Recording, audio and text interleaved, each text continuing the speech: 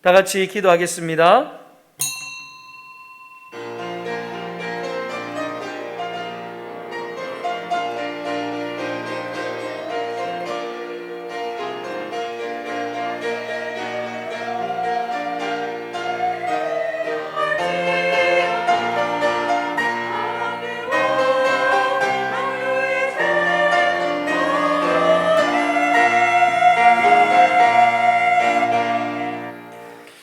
하나님이여, 내게 은혜를 베푸소서.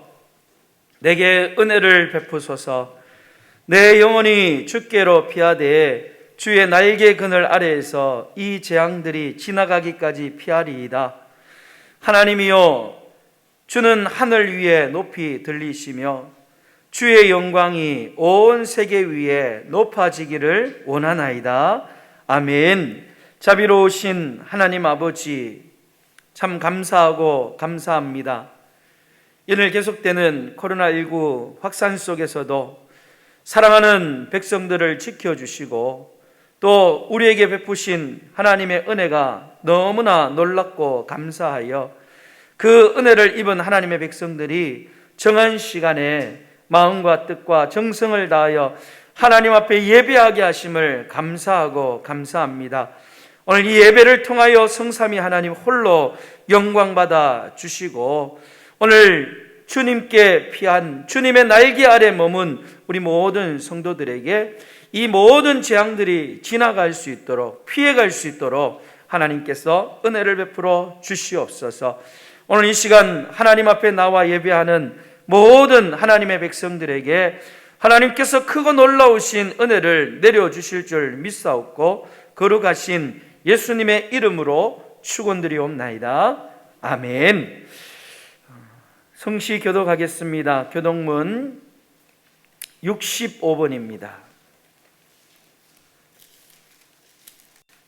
65번 교독문 시편 149편을 함께 교독하겠습니다. 교독하겠습니다. 할렐루야. 새 노래로 여호와께 노래하며 성도의 모임 가운데서 찬양할지어다.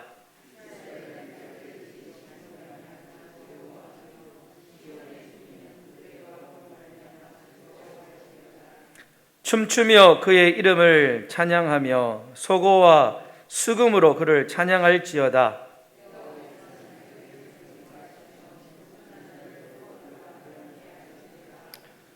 성도들은 영광 중에 즐거워하며 그들의 침상에서 기쁨으로 노래할지어다.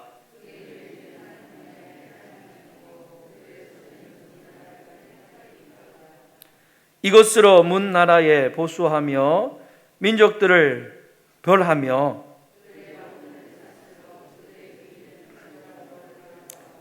기록한 판결대로 그들에게 시행할지로다. 이런 영광은 그의 모든 성도에게 있다. 할렐루야. 아멘. 우리 다 같이 사도신경으로 우리의 신앙을 하나님 앞에 고백하도록 하겠습니다. 전능하사 천지를 만드신 하나님 아버지를 내가 믿사오며 그 외아들 우리 주 예수 그리스도를 믿사오니 이는 성령으로 잉태하사 동정녀 마리아에게 나시고 본디오 빌라도에게 고난을 받으사 십자가에 못 박혀 죽으시고 장사한 지 사흘 만에 죽은 자 가운데서 다시 살아나시며 하늘에 오르사 전능하신 하나님 우편에 앉아 계시다가 저리로서 산자와 죽은 자를 심판하러 오시리라. 성경을 믿사오며 거룩한 공회와 성도가 서로 교통하는 것과 죄를 사하여 주시는 것과 몸이 다시 사는 것과 영원히 사는 것을 믿사옵나이다. 아멘. 다 같이 앉으셔서 찬송가 32장 찬양 드리시겠습니다. 찬송가 32장입니다.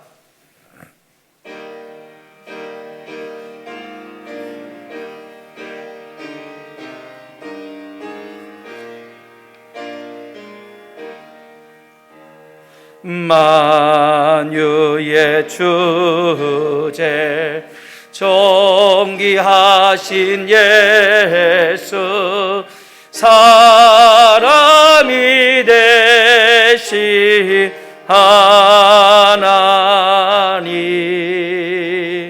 나 사모하여 영원히 섬길 내 영광 되신 주로다. 화려한 동사 무성한 저수모 다 아름답고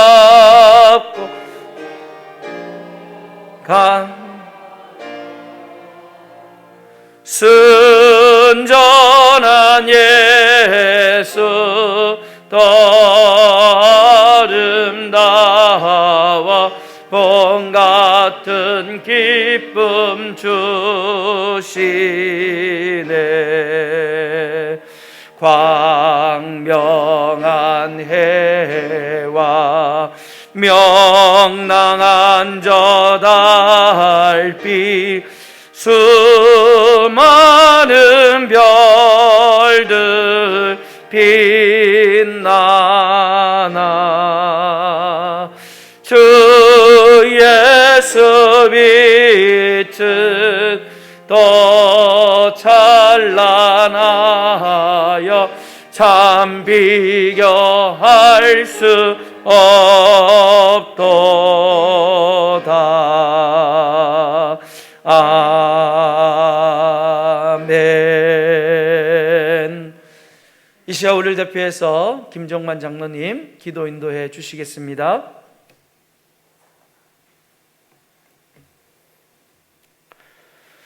사랑과 은혜가 풍성하신 하나님 아버지, 은혜를 감사드립니다. 연약하고 부족한 저희들 지난 한 주간도 하나님의 은혜 가운데 거하게 하시고 복주마 약속하신 거룩한 성의를 기억하게 하셔서 오늘 주의 전에 발걸음을 인도하게 하심을 감사를 드립니다. 저희들이 마음과 뜻과 정성을 다하여 하나님 앞에 온전한 예배를 드릴 수 있도록 은혜를 함께 해주시고 예배를 통하여 우리 하나님 홀로 영광 받아 주시옵소서. 어려운 환경 가운데 있지만 하나님을 바라보며 세상에 굴하지 아니하고 오직 세상의 모든 어떤 우선순위에서 하나님을 최우선시하여 오늘 또 주의 전에 나와 사오니 한량없는 하나님의 은혜를 체험하는 귀한 하루가 되게 하시고 인생의 모든 것이 하나님께 달려 있다는 것을 우리는 고백하지 않을 수가 없습니다. 우리 모든 성도님들 하나님을 바라보며 영생을 소망하며 살아갈 수 있도록 함께하여 주시옵소서. 오늘도 목사님께서 기도로 준비하신 하나님의 말씀을 들을 때에 듣는 길을 열어주시고 성령께서 함께하여 주셔서 깨닫는 지혜와 기도에 응답이 있는 귀한 시간만 되게 하여 주시옵소서. 우리 교회에 연로한 성도님들 많습니다. 건강 지켜주시옵소서. 지금까지 보살펴 주신 그 은혜를 감사합니다. 이제 막바지 코로나가 역습하고 있는데 우리 모든 성도님들 건강 지켜주셔서 조금도 어려움에 빠지지 아니하도록 지켜 보호하여 주시옵소서. 성가대 귀한 찬양 드릴 때에 하나님 홀로 영광 받아주시고 부르는 찬양과 그 가사의 제목대로 우리의 기도가 되게 하시고 우리 하나님 홀로 영광 받아주시며 듣는 모든 성도님들 큰 은혜 받는 귀한 찬양 되게 하여 주시옵소서. 예배가 시작되어 사오니 마치는 시간까지 마귀 일절 틈타지 못하게 지켜주시며 오직 하나님의 영광만이 드러나는 귀한 시간 되게 하여 주시옵소서. 감사를 드리옵고 거룩하신 예수님 이름으로 기도드리옵나이다. 아멘.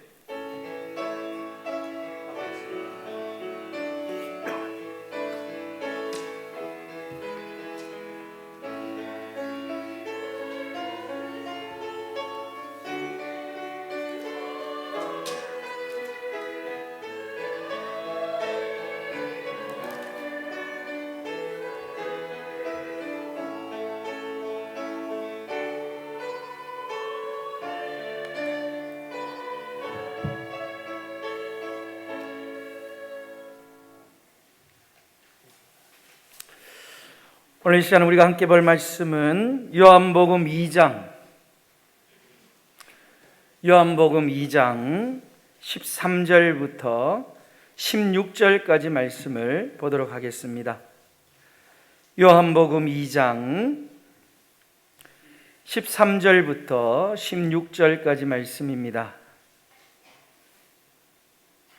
제가 봉독해 드리겠습니다. 유대인의 유월절이 가까운지라 예수께서 예루살렘으로 올라가셨더니 성전 안에서 소와 양과 비둘기 파는 사람들과 돈 바꾸는 사람들이 앉아 있는 것을 보시고 노끈으로 채찍을 만드사 양이나 소를 다 성전에서 내쫓으시고 돈 바꾸는 사람들의 돈을 쏟으시며 상을 엎으시고 비둘기 파는 사람들에게 이르시되 이것을 여기서 가져가라. 내 아버지의 집으로 장사하는 집을 만들지 말라 하시니. 아멘. 시온 찬양대에서 찬양으로 하나님 앞에 영광을 돌리겠습니다.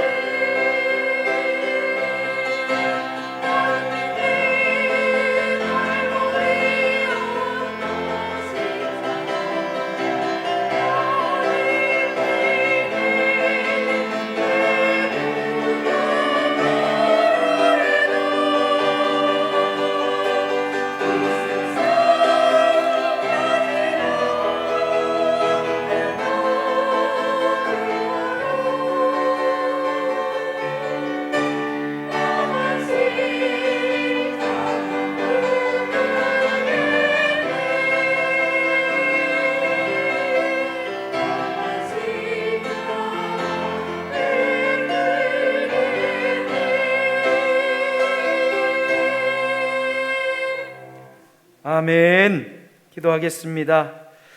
하나님 아버지, 말로 다할 수 없는 그 크신 십자가의 은혜를 생각하며 오늘도 우리의 마음이 주님께로 향하기를 원합니다. 사랑하는 모든 성도들의 마음의 문을 활짝 여시고 이 예배가 하나님의 임재가 있고 또 하나님의 놀라운 응답의 역사가 있는 복되고 아름다운 예배가 되게 하여 주시옵소서.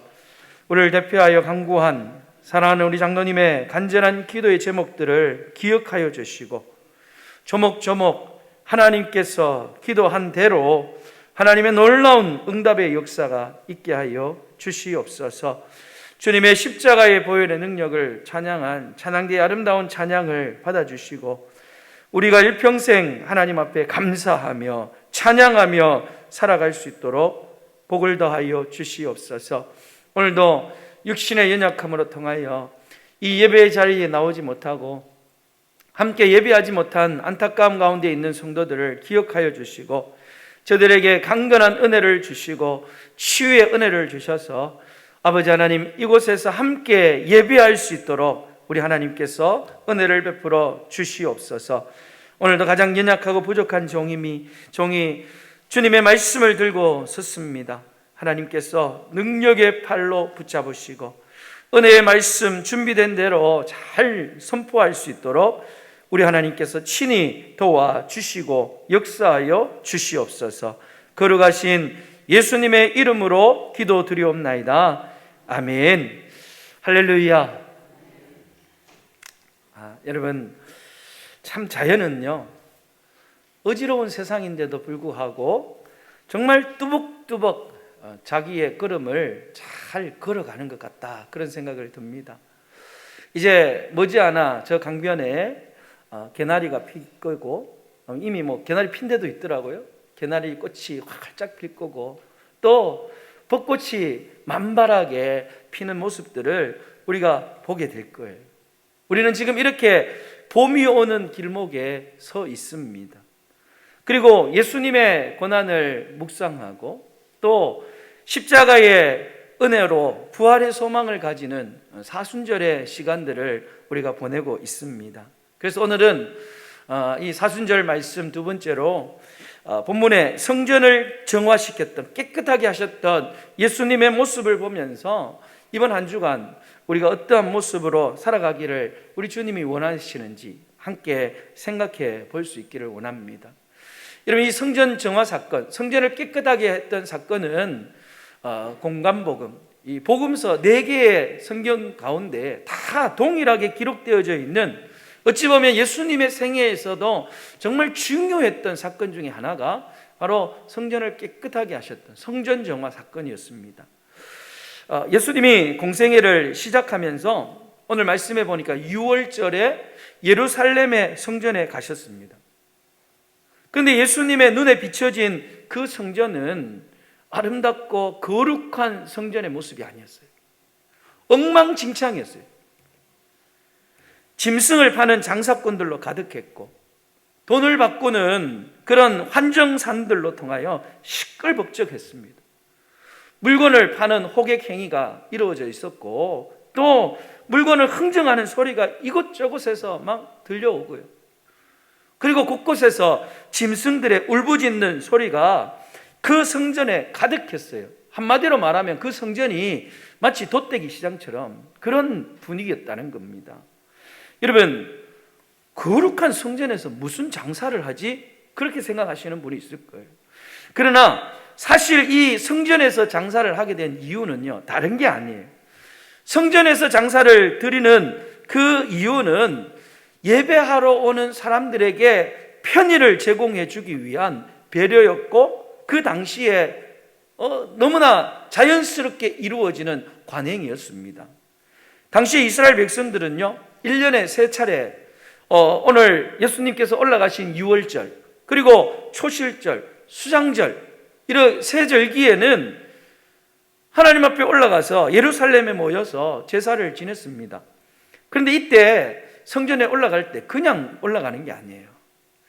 제사를 드리기 위하여 그 제사에 쓸 짐승을 미리 준비해 가지고 올라가는 겁니다. 그런데 미리 준비할 수 없는 사람들이 있습니다. 거리가 너무 머니까 그 먼 거리를 집에서 출발하면서부터 제물을 사서 준비해서 그렇게 가지고 가다 보면 이 예루살렘에 이르는 동안 그 짐승이 흠이 생길 수가 있어요. 먼 거리를 오다가 병이 들 수도 있습니다. 그러면 율법으로 흠이 있거나 병이 든 그 짐승은 하나님 앞에 제물로 드릴 수가 없는 겁니다. 그러니까 그런 사람들은 어떻게 하느냐?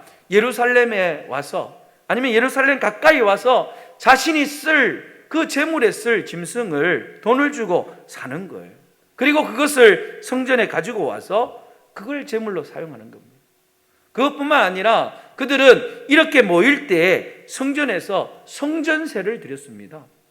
성전세를 드리면 어떻게 해야 되느냐? 반드시 유대 화폐로 환전을 해야 됐어요. 그 당시에는 세 가지의 화폐가 있었습니다. 로마의 화폐가 있었고, 헬라의 화폐가 있었고, 또 유대인들이 쓰는 유대 화폐가 있었어요. 그런데 로마 화폐나 헬라 화폐는 황제의 모습이 그 화폐에 새겨져 있었습니다. 그러니까 황제의 모습이 새겨져 있는 로마나 헬라의 화폐를 하나님 앞에 드릴 수가 없는 거죠. 왜냐하면 형상을 새기지 말라 그랬거든요. 그게 우상이 되는 겁니다. 그래서 반드시 유대인들은 성전에서 하나님 앞에 성전세를 드릴 때는 로마나 헬라의 화폐를 유대인의 화폐로 바꾸어 가지고 그걸 가지고 성전세로 드려야 했습니다.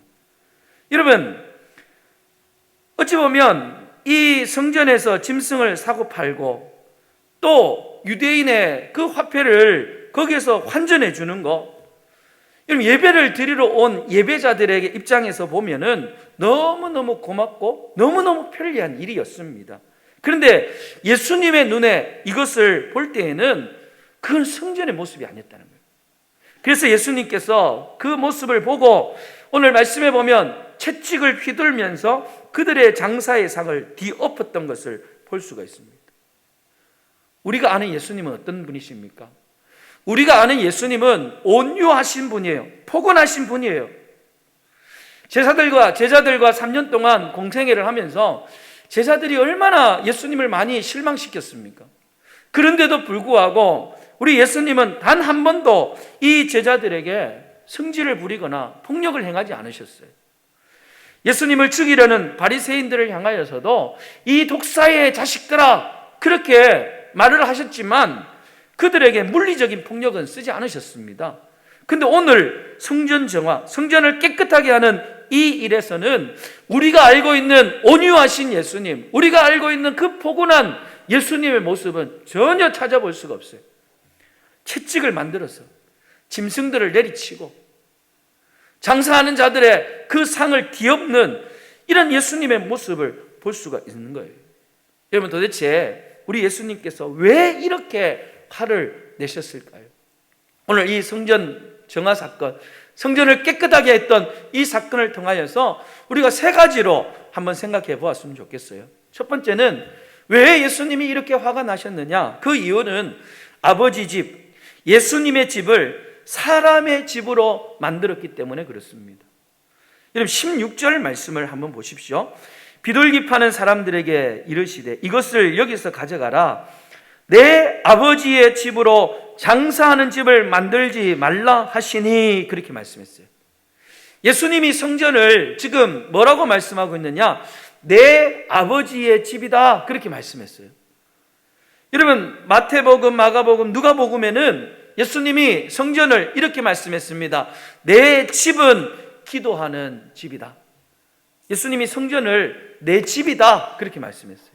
그러니 예수님의 눈에 비춰지는 성전은 어떤 것이냐? 하나님의 집이었고 바로 예수님 자신, 예수님의 집이었다는 거예요. 그러니 지금 우리가 이 코로나19 어려운 상황이지만 이렇게 성전에서 나와서 예배하는데 이 성전이 어디냐? 하나님의 집이고 예수님의 집이라는, 영광스러운 곳이라는 거예요. 우리가 이렇게 영광스러운 곳에서 하나님 앞에 예배를 드리고 있습니다. 그런데 예수님 눈앞에 비춰지는 성전은 그런 모습이 아니었다는 거예요. 하나님의 집이고 예수님의 집인데 그것이 지금 예수님의 눈에는 장사하는 집으로 보여졌다는 거죠. 하나님께 제사를 드리기 위해서 정말 그들에게 편리를 제공하고 꼭 필요한 장사인데도 불구하고 오늘 예수님이 왜 이렇게 부정적으로 말씀하시고 왜 이렇게 화가 나셨느냐? 그것은 바로 제사를 지내는데 편의를 제공하지만 그것이 너무나 변질되었다는 거예요. 다 타락했다는 거예요. 어떻게 변질되었느냐? 재물을 드리기 위해서 짐승을 사고 파는 이 일에 이권이 기입된 거예요. 그 모든 것들을 주관하고 판단하는 것은 제사장이 판단을 하거든요. 그런데 그 제사장에게 뇌물을 많이 준 그런 상인들이 지금 성전 안으로 들어오게 된 겁니다. 그러면 제사장들이 그들에게 특혜를 제공합니다. 그것뿐만 아니에요. 예배자들에게 제사용으로 끌고 온 짐승을 제사장들이 이렇게 판단을 하는데 아무 흠도 없는데도 일부러 여기 흠이 있다, 여기 병들었다 그러면서 그 재물을 불합격시킵니다. 그럼 어떻게 해요? 다시금 그 재물을 집에까지 가서 사가지고 오든지 어떻게 해야 되는데 그럴 수 없으니까 그런 예배자들이 자기가 데려왔던 그 짐승을 옆에 짐승을 파는 장사꾼들에게 헐값으로 파는 겁니다. 그리고 그들이 파는 재물용으로 사용하기에 부족함이 없는 재물을 비싼 값을 주고 사는 거예요. 울며 겨자 먹기로 할 수 없이 비싼 돈을 주고 그 재물을 사서 예배를 드리는 거예요. 그런데 놀라운 것은요, 제사장이 분명히 앞에서 불합격시켰는데 불합격한 짐승을 헐값으로 사놓고 그걸 보관했다가 다른 사람이 오면 그거를 흠이 없는 재물로 다시금 되파는 거예요. 여러분, 그런 일들이 지금 성전 안에서 이루어지고 있었습니다. 성전세를 바꾸는 환정산도 마찬가지예요. 제사장이 환정산과 독점 계약을 맺어가지고 성전 안에서 환전을 하는데 이 환전상이 높은 수수료를 받는 거예요. 그리고 그 수수료를 받고 돈을 바꾸어 줍니다. 여러분, 모두 다가 하나님 앞에 제사를 지내는 그 제사에는 정신이 없고 그냥 제밥에만 눈독이 들어가 있는 거예요. 예배하는 자들에게 편의를 위해서 시작되었던 일인데 이 일이 이만큼 변질이 되었고 점점 더 예배가, 제사가 주가 되어야 되는데 여러분, 물질이 계속해서 주가 되어지는, 주객이 전도되어지는 그런 상황이 오늘 성전에서 이루어졌다는 겁니다. 여러분, 저는 이런 모습을 보면서 제 스스로가 이런 생각을 해봤어요. 우리가 지금 코로나19 이 상황 속에 우리의 건강을 위해서 또 이 지역사회를 위해서 우리가 선제적인 방법으로 때로는 예배를 또 인터넷으로 드리기도 하고 방송으로 드리기도 하고 여러 가지 이것도 해보고 저것도 해보고 또 오후 예배를 드리기 위해서 식사가 안 되니까 간편식도 나눠주고 예를 쓰면 어떻게든 이 현장에서 예배를 드리기 위하여 힘을 쓰고 우리 성도들에게 편의를 제공하고 건강을 위해서 임시적인 방편으로 지금까지 이렇게 예배를 하나님 앞에 끌고 오고 있어요. 어찌 보면. 근데 제 마음속에 이런 마음이 드는 거예요. 혹시 우리의 마음속에 이런 편리를 제공하는 이 편의가 오늘 우리가 이렇게 드리고 있는 이 예배가 혹시 우리의 예배의 주가 되면 어떡할까? 코로나 상황이 좀 좋아져서 다시금 예배를 회복하려고 할 때 누가 식당에서 밥을 하려고 할까? 누가 오후 예배를 드리면 그 예배에 또 참여할 수 있을까?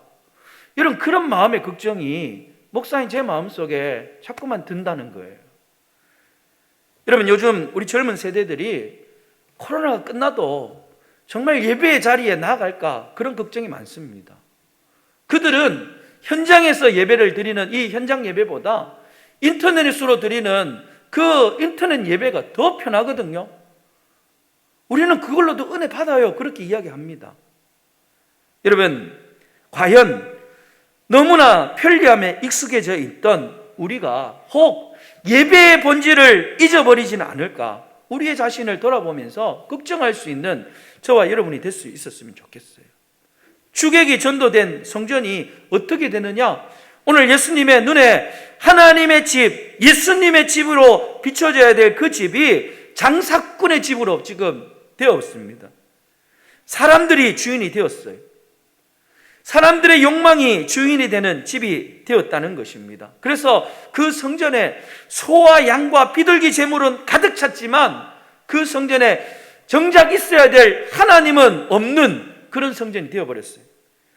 재물의 값과 성전세는 폭리를 취하지만 그 성전에 돈은 가득했지만 예배할 예수님, 하나님은 없는 그런 성전이 되었다는 겁니다. 그래서 예수님께서 그 안타까운 모습을 보면서 채찍을 드시고 양과 소를 다 내어 쫓추고 그 돈을 바꾸어 주는, 돈을 바꾸는 상을 뒤엎었던 거예요.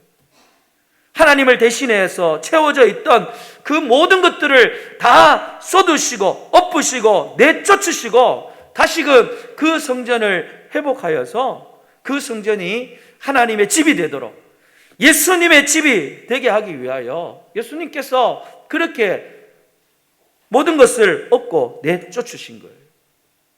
사랑하는 여러분, 오늘 성전이 그래야만, 그런 성전이 되어야만 이 성전에 올라올 때에 우리 마음속에 간절한 마음을 가지고 올라올 수 있는 거예요. 오늘 이스라엘 백성들이 성전에 올라올 때 이런 노래를 했습니다. 시편 122편 1절 말씀에 보면 여호와의 집에 올라가자 할 때에 내가 기뻐하도다, 그렇게 말씀했어요. 어디에 올라갈 때요? 여호와의 집에 올라가자 할 때에 그랬어요. 여러분, 우리의 성전에 여호와 하나님, 하나님의 임재가 가득하고 하나님으로 가득 찼을 때에 우리는 그 성전에 올라갈 때 우리의 마음속에 큰 기쁨이 있는 겁니다. 성전에 가서 천지 만물을 창조하신 여호와 하나님을 만나고 모든 것의 주인이 되시고 우리 모든 것을 통제하고 다스리는 그 하나님을 만나서 우리의 죄를 용서함을 받고 우리가 간구하는 기도의 응답을 받고 복을 받을 때에, 그때 여러분 우리가 성전에 올라오는 것이 우리에게 기쁨이 되는 거예요. 그래서 시편 84편 4절 말씀에도 주의 집에 사는 자들이 복이 있나니, 그렇게 말씀했어요. 여러분, 오늘 우리의 자신의 모습들을 한번 살펴볼 수 있기를 바랍니다. 여러분, 교회에 오는 것이, 오늘 주의 집에 오르는 것이 기쁨이다라고 고백했듯이 여러분 마음속에 하나님의 전에 오는 것이 정말 기쁨이 있습니까? 오늘 내 마음속에 하나님의 전에 나오는데도 내 마음에 기쁨이 없고 내 마음에 뜨겁지 못하고 미지근하고 뭔가 희미하다면 분명 내 자신이 문제가 있거나 아니면 지금 우리 교회에 문제가 있는 거예요. 여러분, 오늘 우리 자신을 돌아보면서 우리의 교회가 정말 하나님의 집, 예수님의 집이 되어야 되는데 장사꾼의 집이 되어 있지는 않는지, 내 자신의 모습을 보면서 지금 내 모습은 하나님 앞에 온전한지, 우리 교회의 주인이 정말 하나님이신지, 우리 교회에 오면 전능하신 천지 만물을 창조하신 그 하나님을 정말로 만날 수 있는지, 우리 자신의 모습들, 우리 교회의 모습들을 자세히 다시 한번 돌아볼 수 있기를 주님의 이름으로 축원합니다. 만약에 그렇지 못하다면, 내 자신에게 기쁨이 없고 우리 교회가 만약에 그런 문제가 있다면 우리 예수님이 채찍을 들기 전에 먼저 예수님이 쏟아버리시고 엎으시고 비웠던 것처럼 우리 스스로가 내 자신을, 우리 교회를 여러분 그렇게 쏟아내고 엎고 비워야 된다는 거예요. 여러분, 봄이 오면 가정마다 창문을 열어 제치고 대청소를 하죠. 지지난주에 우리 장로님과 함께 우리 교회 화단을 한번 완전히 다 뒤엎어버렸습니다. 그 전에 심겨 있던 그 가시 많은 그 굵은 장미들 다 뽑아내고요. 또 그 뒤덮고 있던 그 허브 같은 그 풀도 일일이 손으로 다 뽑아냈어요. 다 뽑아내고 거기에다가 연산홍을 쫙 심어놨습니다. 그리고 저 뒤편에는 이제 아직까지 묘목이 작지만 이 줄장미를 쫙 심어놨어요. 그 심으면서 우리 장로님하고 이야기하기를, 장로님 이제 봄에 되면 이 앞쪽에 연산홍 꽃이 확 피고 또 그것이 지고 이제 여름이 되고 가을이 되면 저 뒤편에 장미가 쫙 피면 교회 들어올 때 참 이쁘겠네요. 그러면서 참 힘들지만 기쁘게 이 봄맞이 화단 정리를 다 했습니다. 여러분, 이렇게 우리의 영적인 모습에도 봄을 맞이하면서 우리의 영적인 모습들도 대청소가 필요하다는 거예요. 성전에 올라올 때 기쁨이 없고 또 우리에게 복에 대한 소망이 없는 우리의 마음을 우리는 뒤엎어야 되는 거예요. 갈아엎어야 되는 거예요. 여러분, 그래서 여러분의 입술 속에 그 봄맞이 대청소를 하고 난 뒤에 여러분의 입술 속에 이런 고백이 있었으면 좋겠습니다. 주의 궁전에서의 한 날이 다른 곳에서의 첫날보다도 더 낫습니다. 내가 탐리교회에 나와서 1시간 예배 드리는 이 시간이 다른 곳에서 10시간, 100시간 동안 머무는 시간보다도 더 기쁘고 즐겁습니다 라고 하는 그런 고백이 여러분 가운데 넘치시기를 주님의 이름으로 축원합니다. 두 번째, 우리가 이 사건을 통하여 깨달을 수 있는 것은 우리 예수님은 특별히 약한 자들을 돌보시고 계신다는 거예요. 여러분, 예수님의 하나님의 성전이 오늘 어떠한 모습이 되어야 될지를 예수님께서 행동으로 보여주셨어요. 성경에 보면 성전이라는 단어가 두 단어가 있습니다. 성전이라고 하는 헬라어는 두 개가 있는데 나온이라는 단어가 있고 또 히에론이라는 단어가 있어요. 나온도 히에론도 둘 다 성전이에요. 그런데 이 나온이라는 성전 단어는 어디에 썼느냐? 성소와 지성소. 이 헤롯 성전에 보면 제일 중앙에 있는 이 성전 건물인데 그 제일 앞부분에 있는 성소와 지성소, 거기가 나온이라는 성전이라는 단어를 씁니다. 그 외에 모든 건물은 성전이지만 히에론이라는 단어를 썼어요. 헬라어로. 근데 여러분, 오늘 이 본문에 나와 있는 이 성전은 나온일까요? 히에론일까요? 히에론이에요. 히에론. 앞에 있는 성소, 지성소가 아니라 지금 성전 넓은 곳이에요. 그런데 더 자세히 말하면 어디냐면 바로 그 성소에서 보면 그 앞이 제사장들이에요. 그리고 제사장들 그 바로 앞이 이스라엘의, 그러니까 남자들의 뜰이에요. 그리고 그 앞이 바로 여자들의 뜰이고 나머지 주위를 둘러싸고 있는 것은 어디냐? 이방인들의 뜰이에요. 이방인의 뜰. 그런데 지금 예수님이 서 있는 곳은 제사장의 뜰도 아니에요. 유대인의 남자들의 뜰, 여인들의 뜰도 아니라 지금 이방인의 뜰에 서 있는 겁니다. 당시에 성전을 찾은 사람들 그리고 제사장들은 아니 그 이방인의 뜰에서 아무렇지도 않게 장사를 하고 환전하는데 뭐가 문제가 있냐 그렇게 생각을 했습니다. 그런데 예수님은 그렇지 않으셨어요. 예수님은 그것이 성소든 또 제사장의 뜰이든 유대인의 남자들이 머무는 그 뜰이든 여인들의 뜰이든 상관없이 지금 이방인의 뜰, 여기도 바로 하나님의 집이고 여기도 바로 내 집이다 그렇게 말씀하는 거예요. 여기도 하나님의 집이고 여기도 내 집이고 여기도 거룩하다 그렇게 말씀을 하고 있는 겁니다. 여러분, 이방인들이 그곳에서 기도하기 모였어요. 그곳에서 예배하기 모여요. 그런데 옆에서 장사하고 환전하고 자기들이 영적으로 하나님 앞에 나가는데 장애가 됩니다. 모든 것들을 다 내쫓고 업고 싶습니다. 그런데 이방인들은 아무 말도 못합니다. 그런데 예수님께서 이 이방인들을 위하여 상을 얻고 또 짐승들을 내쫓고 여러분 그렇게 하니까 유대인들이 못마땅하게 생각하는 겁니다. 그런데 예수님은 지금 이방인들을 다시 대신해서 그 모든 것들을 해결해 주고 있는 겁니다. 여러분, 이것이 바로 이방인들을 향한, 그 당시에 영적으로 약한 이방인들을 향한 예수님의 마음이었어요. 이런 예수님의 마음을 15절, 16절에서 다시 한번 확인할 수가 있습니다. 여러분, 15절 말씀에 보면 양이나 소를 파는 사람들에게는 어떻게 했습니까? 채찍을 만들어가지고 그 막 휘둘러가지고 이 소와 양을 다 내쫓아 버렸습니다. 돈 바꾸는 사람들의 상을 뒤엎었습니다. 근데 여러분 16절 말씀 한번 보세요. 16절에 보면 비둘기 파는 사람들에게 이르시되 이것을 여기서 가져가라 그랬어요. 비둘기 파는 사람들에게는 유일하게 예수님께서 물리적인 힘을 쓰지 않고 그냥 비둘기를 여기서 잘 정리해서 가지고 가라 그렇게 말씀했어요. 여러분, 그 당시에 비둘기는요 제일 가난한 극빈자들이 하나님 앞에 예배를 드리고 싶은데 재물을 살 돈이 없으니까 제일 작은 산비둘기를 잡아오든지 아니면 그 작은 값으로 비둘기를 사서 그 비둘기를 드리는 거예요. 여러분, 비둘기를 파는 장사꾼도 마찬가지였어요. 여러분, 그만큼 이 비둘기에 관련된 사람들은 가난한 사람들이에요. 극빈자들이었어요.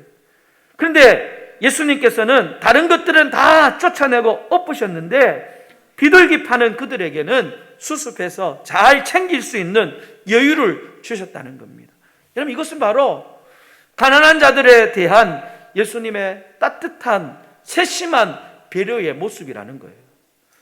여러분, 우리 하나님께서 원하시는 교회가 바로 이런 교회가 아닐까 생각해 봅니다. 여러분, 우리 교회가 이런 교회가 되었으면 좋겠어요. 우리 주변에 무시당하는 사람들, 우리 주변에 가난하고 힘이 없는 그런 사람들을 챙겨주고 그런 사람들을 배려해 줄 수 있는 그런 아름다운 교회가 되었으면 좋겠다 생각해 보았습니다. 성 어거스틴이 교회에 대해서 이렇게 말했습니다. 교회는 어머니다 그랬어요. 왜 그랬느냐? 다른 사람들이 다 자식들을 향하여 뭐 저런 놈이 다 있어 그렇게 손가락질하고 무시하지만 어머니는 어떻습니까? 끝까지 안아주는 거예요. 포기하지 않습니다. 다 무시하고 손가락질해도 엄마는 그 자식을 끝까지 믿어줍니다. 그래서 우리가 아무리 나이가 많이 들어도 엄마, 어머니 하면 우리의 마음이 찡한 거예요. 그 어머니의 사랑을 알기 때문에. 사랑하는 여러분, 오늘 우리 교회가 이런 어머니와 같은 교회가 되기를 주님의 이름으로 축원합니다. 우리 교회를 드나는 모든 사람들에게 우리 탐리교회가 그들을 품어줄 줄 알고 그들을 배려해 줄 줄 알고 그들을 위로해 줄 수 있는 그런 어머니와 같은 교회가 될 수 있기를 주님의 이름으로 축복합니다. 세 번째로 성전 정화 사건에서 우리가 깨달아야 될 것은 우리 주님은 참으시고 기다리는 사랑을 우리에게 보여주셨다는 거예요.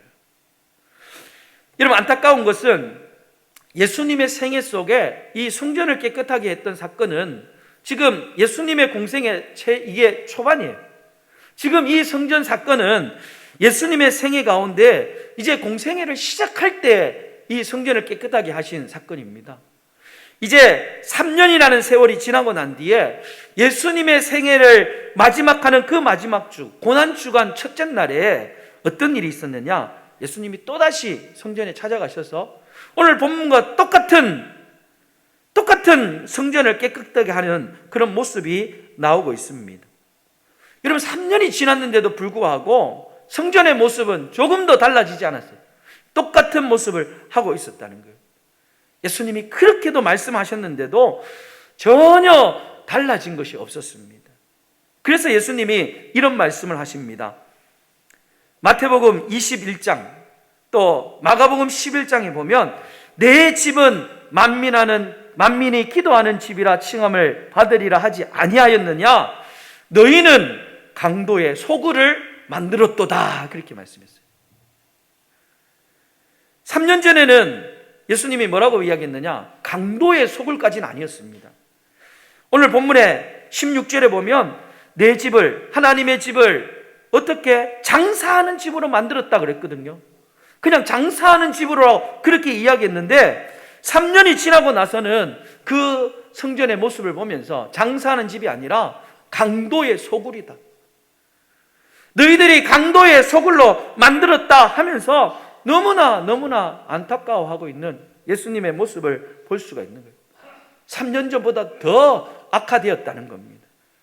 그런데 그동안 예수님이 참으셨어요. 3년 전에 예수님께서 그렇게 말씀하셨습니다. 요한복음 2장 19절 말씀, 오늘 읽지 않았지만 19절에 보면 너희가 이 성전을 헐라 내가 사흘 동안 일으키리라 그렇게 말씀했어요. 이 말씀에는 두 가지의 의미가 담겨져 있습니다. 하나는 우리가 잘 아는 거예요. 주님이 친히 성전이시거든요. 예수님이 죽으시고 3일 만에 다시금 부활하셔서 우리 예수님이 다시금 성전이 되실 것, 내가 부활하고 다시금 살아날 것에 대한 말씀을 오늘 이 요한복음 2장 19절 말씀에 하신 거예요. 그렇게 해석할 수가 있어요. 또 다른 하나의 해석은 뭐냐? 오늘 탐욕으로 가득 찬 이 장사하는 집 성전이 무가치하다는 거예요. 아무런 소용이 없다는 거예요. 그러니까 헐어버리라는 겁니다. 허는 것이 더 낫겠다, 그렇게 말씀하시는 거예요. 장사하는 집, 사람의 욕망이 가득 찬 그 성전을 계속 두면 반드시 헐리게 될 것이다, 그렇게 말씀하셨어요. 여러분, 그리고 돌아가기 직전에 다시 한번 그 성전에 대하여 경고의 말씀을 주었습니다. 그런데도 불구하고 이 유대인들, 이스라엘 백성들은 정신을 차리지 못하고 예수님의 경고를 계속해서 무시하였습니다. 3년이 지나고 예수님이 다시 돌아와서 새롭게 되지 않았습니다. 왜냐하면 이 이스라엘 백성들은요, 그 성전이 든든하고 굳건할 거라고 믿었기 때문에 그렇습니다. 헤롯 선지자는 유대인들에게 환심을 사기 위해서 이 헤롯이 유대인들에게 성전을 지어준 거예요. 여러분, 이 유대인이 헤롯으로 받았던 그 성전은 절대로 무너지지 않을 거라고 그렇게 생각했습니다. 왜냐하면 그 규모가 어마어마했거든요.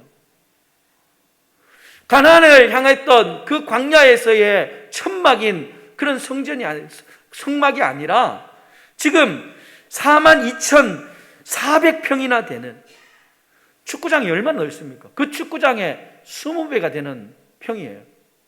그 넓은 성전, 그리고 성전의 이 면적이 더 쉽게 말하면 예루살렘의 땅의 6분의 1이 여러분 이 헤롯 성전이에요. 이방인 뜰까지 다 해서 46년 동안 이 헤롯 성전을 지었습니다. 엄청난 시간을 투자했습니다. 그 웅장함과 화려함은 들어가기만 해도 저절로 경건하고 거룩해질 수밖에 없는 그런 모습이었습니다. 이 성전에 들어가기만 하면 저절로 은혜가 된다고 생각했어요. 그리고 거기서 드리는 제사는 아주 특별한 제사이기 때문에 내가 지금 하나님 앞에 특별한 제사를 드리고 있고 내가 여기에서 기도하면 반드시 응답될 거다, 저절로 응답될 것 같은 그런 성전이었습니다. 우리가 이런 성전에서 제사를 지내고 있어. 그러면서 유대인들은 자랑을 하고 사람들이 몰려왔지만 여러분 이 성전은 절대로 무너지지 않을 거라 생각했어요. 그런데 예수님은 이 성전을 헐라 그렇게 말씀했어요. 왜냐? 그 성전은 진정한 성전이 아니요, 진정한 교회가 아니었기 때문에 그렇습니다. 그런데도 불구하고 예수님은 끝까지 기다려주는 거예요. 그들이 새로워지기를 바라면서 정말 교회다운 모습으로 변화되기를 기다리고 기다리시고 참고 참아주시는 예수님의 모습이 있었다는 겁니다. 결국 그 참된 성전, 참된 교회를 보지 못하고 우리 예수님은 돌아가셨어요. 결국은 어떻게 됐느냐? 예수님 당시에 그 성전이 무너지진 않았지만 AD 70년 9월 20일 그 성전이 헐려지고 무너졌습니다. 예수님이 30년 동안 공생애를 했으니까 AD 이제 70년 같으면 여러분 37년의 시간이 지났어요. 그래서 강도의 구렬이 된 교회가 그 성전이 하나님께서 그동안 참으시고 참고 기다리시다가 변화되지 않으니까 결국은 그 성전을 허물어 버렸다는 거예요. 여러분, 하나님은 지금도 우리 교회가 정말 하나님이 원하시는 참된 교회가 되기를 기다리고 계신 줄을 믿으시기를 바랍니다. 우리 모두가 진정한 하나님의 참된 성도가 되기를 애타게 기다리시는 분이 바로 우리 하나님이셔요. 코로나를 통하여 우리에게 경고합니다. 너희들이 정말 하나님이 원하는, 내가 원하는 아름다운 교회로 바뀌고 정말 너희들이 진실한 성도로 변화되기를 원한다. 그러면서 지금 코로나를 통하여 우리에게 경고의 말씀을 주고 있는 겁니다. 오늘 이 시간 정말 우리가 새롭게 변화되어지기를 주님의 이름으로 축원합니다. 우리 탐유교회가 진정한 하나님의 집, 예수님의 집답게 우리 모든 성도들이 하나님의 진정한 백성답게 새롭게 변화되기를 주님의 이름으로 축원합니다. 아무 변화가 없으니까 여러분 고집 부리지 말고 절대로 미루지 말고 더 먼지가 쌓이기 전에 우리의 영을 깨끗하게 이 봄을 맞이하여 우리의 영적인 대청소를 할 수 있기를 주님의 이름으로 축원합니다. 그래서 흔들리지 않고 무너지지 않는 우리 교회, 우리의 가정, 우리의 인생이 되어질 수 있기를 주님의 이름으로 축원합니다. 축원합니다. 기도하겠습니다. 하나님 아버지, 참 고맙고 감사합니다. 오늘 예수님께서 성전을 찾으시고 타락하고 변질된 그 성전의 모습을 보면서 하나님께서 아버지의 집이고 또 나의 집이 그런 장사의 집으로 되어진 것을 보면서 너무나 또 분을 내셔서 그 모든 것들을 깨끗게 하셨던 사건을 보았습니다. 하나님 아버지, 우리 탐리교회를 하나님 집 되게 하시고 우리 교회가 특별히 힘없고 가난하고 초라하고 고단해하고 또 작은 자로 인정되는 그들에게 어머니와 같은 교회가 될 수 있도록 우리가 더 열심을 내고 전도하고 섬길 수 있도록 은혜를 베풀어 주시옵소서. 하나님 아버지, 봄을 맞이하는 봄이 오는 길목에 서 있습니다. 우리를 참아주시는 그 하나님의 마음을 알고 우리가 진정한 교회 될 수 있도록, 진정한 하나님 백성 될 수 있도록 우리가 영적인 봄맞이 대청소를 할 수 있도록 은혜를 베풀어 주시옵소서. 거룩하신 예수님의 이름으로 기도드리옵나이다. 아멘. 찬송가 254장입니다. 찬송가 254장 찬양 부르시고 예물을 봉헌하도록 하겠습니다.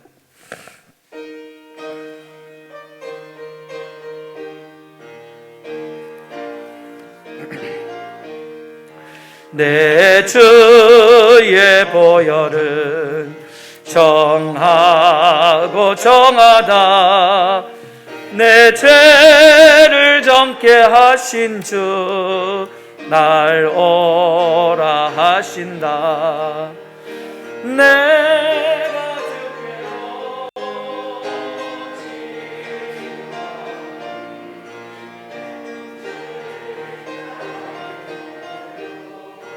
날 씻어주소서. 약하고 추해도 주께로 나가면 힘주시고 내 추함을 도씻어 주시네. 내가 주께로 지금 가오니 십자가의 보혈로 날 씻어 주소서.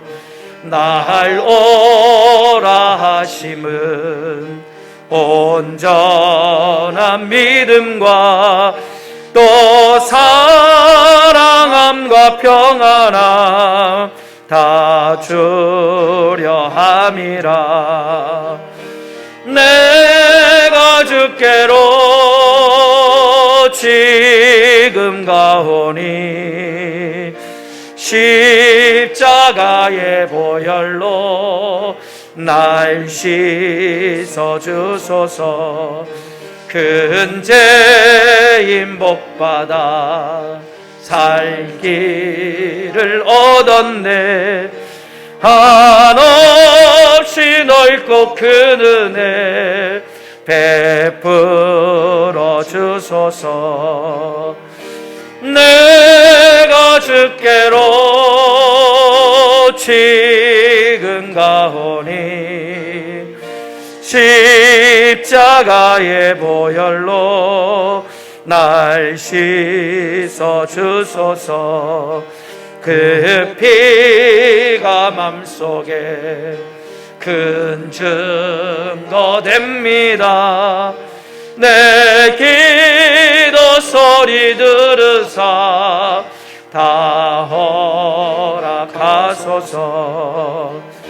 내가 주께로 지금 가오니 십자가의 보혈로 날 씻어 주소서. 아멘.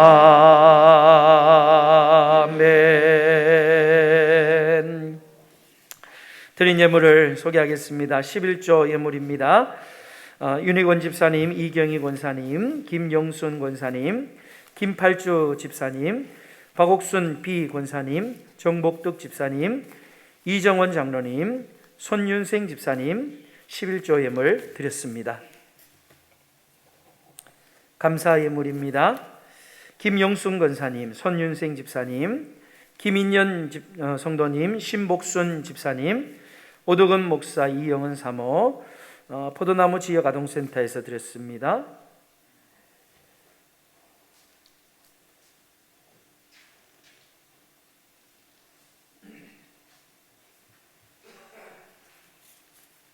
박이순 집사님, 김태숙 비 집사님, 박경자 권사님, 생일 감사합니다. 김홍당 권사님, 범사에 감사합니다. 정복덕 집사님, 범사에 감사합니다. 신재훈 집사님, 범사에 감사합니다. 남진수 장로님, 이옥수 권사님, 범사에 감사합니다. 김송조 권사님, 김혜진 장로님, 주님의 은혜 감사합니다. 날마다 함께 하옵소서. 이순희 권사님, 김금년 집사님, 박준배 장로님, 우영순 집사님, 박병영 성도님, 주일 감사합니다. 박경화 성도님, 무명으로 드렸습니다. 무명으로 드렸습니다. 무명으로 하나님 앞에 감사 예물 드렸습니다.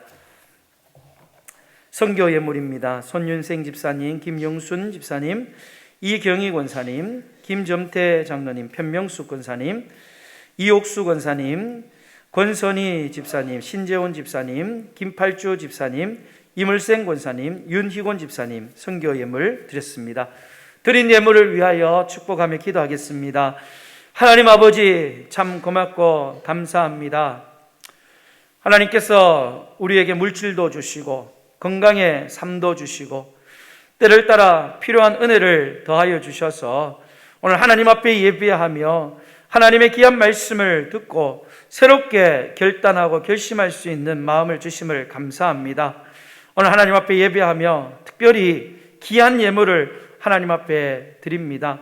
하나님께서 내 인생의 온전한 주인이심을 고백하며 약속의 말씀을 따라 귀한 10의 1조 예물을 하나님 앞에 드리오니 하나님께서 이 예물을 받으시고 우리에게 복주마 약속하신 말씀대로 하늘문을 활짝 여시고 드린 저들의 손길 위에 창고에 쌓을 곳이 없을 만큼 놀라운 복으로 갚아 주시옵소서. 범사에 감사하여 하나님 앞에 감사의 예물을 드렸습니다.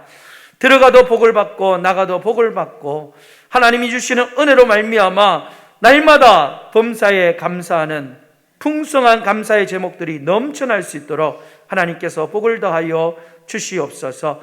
오늘도 땅끝까지 이르러 증인되라 하신 하나님의 명령의 말씀을 따라서 보내는 선교의 사역을 감당하기 위하여 귀한 선교의 예물을 드립니다.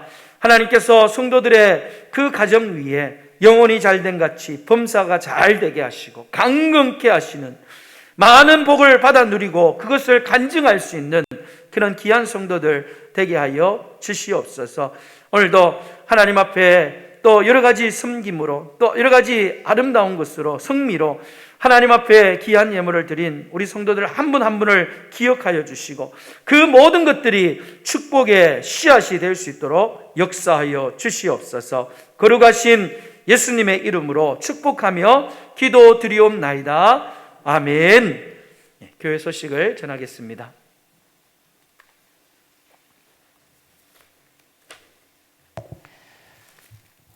오미크론 방역에 철저히 임해 주시기 바랍니다. 특이사항이 발생하면 곧바로 교회로 알려주시기를 바랍니다. 영적 성장을 위해서 규칙적으로 성경 통독과 또 새벽 기도에 적극적으로 참여해 주시기를 바랍니다. 4월 3일까지 학습 세례 준비가 있습니다. 당회 문답은 4월 10일 주일날 오전 10시에 있습니다. 4월 11일 월요일부터 4월 16일 토요일까지 새벽 5시 예수님의 십자가 고난을 생각하며 고난주간 특별 새벽 기도를 엽니다. 많이 기도해 주시기 바랍니다. 오늘 오후 4시에 우리 탐리교회당에서 경신로의 은혜로운 동행 기도회가 있습니다. 총에서 주관하는 기도회입니다. 관심 있으신 분들은 참석해 주시면 좋겠습니다. 김석길 장로님의 장녀 김진영 양의 결혼식이 어느 중에 마쳤습니다. 기도와 협력해 주신 분들께 본가를 대신하여 감사를 드립니다. 광고 이상입니다. 우리 다 같이 일어나셔서 1장 찬양 부르시고 축도함으로 예배를 마치도록 하겠습니다.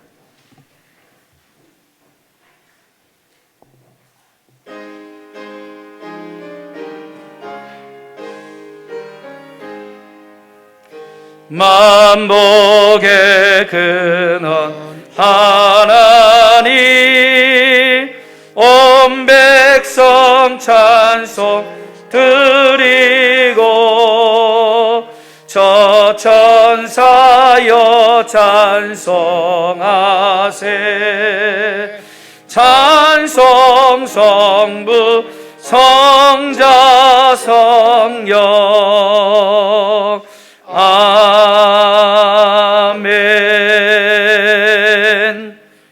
축도하고 예배를 마칩니다. 이제는 우리 주 예수 그리스도의 놀라우신 은혜와 하나님 아버지의 변함없는 무궁하신 사랑과 성령님의 위로교통 충만 역사 함께 하심의 은사가 오늘도 봄이 오는 길역에서 우리 교회와 우리의 심령이 새롭게 변화되어 하나님이 원하시는 교회 되고 성도 되기를 다짐하는 모든 성도들 머리 위에와 저들의 가정과 자녀들과 생업 위에 이제로부터 영원토록 항상 함께 있을지어다.